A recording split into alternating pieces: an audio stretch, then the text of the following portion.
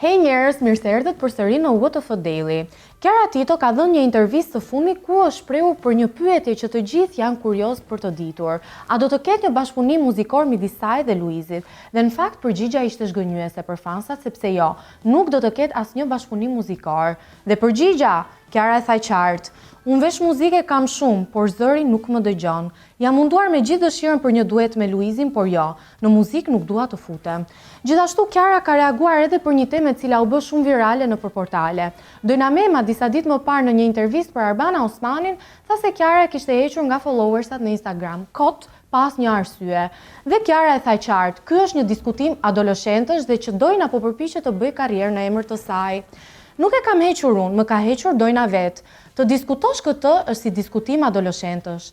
Kemi qenë kolegë, kemi pirë kafe, kemi ngrënë bukë në një shtëpi dhe kjo bisedë do të ishte bërë jashtë kamerave. Hajde të them emrin e Kiarës dhe hajde të klikohemi. Unë nuk bëj karrierë me emrat e të tjerëve. Dhe në fakt ka ardhur edhe reagimi Dojna Memës, e cila ka thënë në storyn e saj në Instagram që mua kur më bëj një pyetje direkte, qoftë kjo edhe para kamerave, kam mjaftueshëm këllqe për të dhënë përgjigje të drejtë për drejta.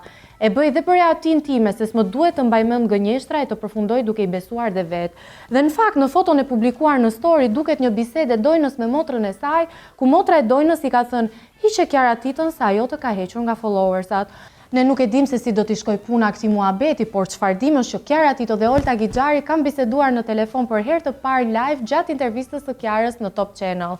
Përpara disa ditësh Olta Gixhari ka bërë një Ask Me a Question në Instagram, ku ka zbuluar për herë të parë për publikun që është duke kaluar një periudhë të vështirë shëndetësore. Dhe e pyetur në studio se si është këtë periudhë, ajo ka thënë se gëzojmë që po flasim bashkë edhe pse kaq larg. Unë po kaloj një periudhë të pakëndshme, por mirë jam. Olta nuk harroi të dërgonte puthje dhe përqafimet e saj edhe për Luizin. Kiara të përqafoi fort dhe ma puth edhe Lunën. Me që je, ma puth edhe Luizin. Dhe me qënë se jemi tek Luizi ka hedhur dyshimet e tij për regjinë e Top Channelit në storyn e tij. Ai ka thënë se më shpejt e nxori regjia foton dhe emrin në ekran se sa e bëri ajo të hapte telefonin. Krejtë rastësisht, do me thënë, me qënë se kështu ishte dhe tema.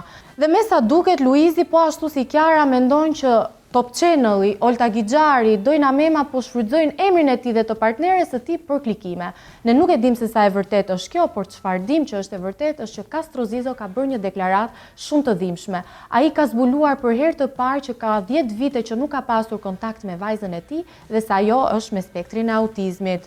Vajza nuk është si fëmijët e tjerë, është në spektrin autik, vjen si pasojë një historiku të gjatë, pak të errët ku ka jetuar te nëna e saj. Ai tha se ka qenë në një betejë të gjatë ligjore për të pasur kontakt me vajzën e tij. Në një moment kur nuk të është lejuar të shohësh vajzën për 10 vite, mëson se është autike. Mua më është ndërprer çdo kontakt. Me sa duket, kanë menduar se nuk isha i denj, nuk kanë ditur të rrisin një fëmijë. Gjithashtu ai ka zbuluar se ka shkuar në Prishtinë dhe ka zbuluar nga shërbimet sociale se vajza ishte në kushte të tmerrshme. Ai thot se vajza është marrë nga unë në kushte të tmerrshme. Shkova në Prishtinë, u lajmërova nga shërbimet sociale, jetonte me të ëmën. Ne urojmë më të mirat për Castron dhe për vajzën e tij, ndërkohë këto ishin lajmet dhe për këtë javë në WTF Daily dhe ne bashkë do të shihemi javën tjetër. Pafshim! Ándale!